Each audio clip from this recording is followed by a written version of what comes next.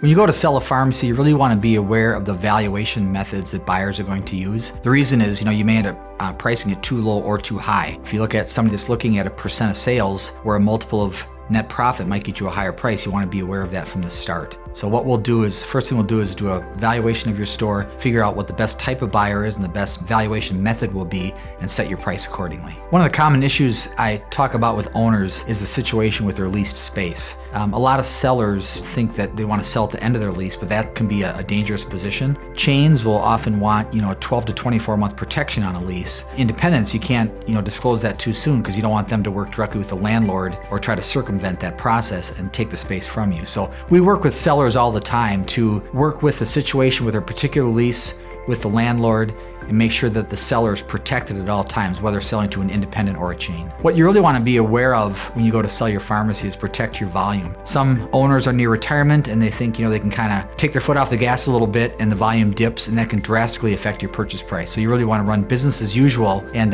protect your volume, or maybe even grow your volume between now and the time you sell to make sure you get the maximum price for your pharmacy. One of the common questions I get about selling a pharmacy is earnouts. An earnout is really part of the purchase price delayed to the end of the deal, where if a chain or independent retains a certain amount of business, then you'll get the rest of the purchase price. They aren't all bad. If you get your asking price and there's actually an added benefit where they may be retained more than expected, but we really try to get you 100% of the purchase price up front, and in any earnout, you really be a bonus on top.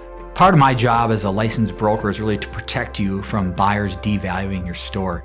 I would encourage you to give me a call today to discuss your situation. You really want to be aware up front of things that you do in the practice of your pharmacy, especially when it comes time to sell, that can devalue your pharmacy. So I can go through those with you to protect your value and get you the highest price.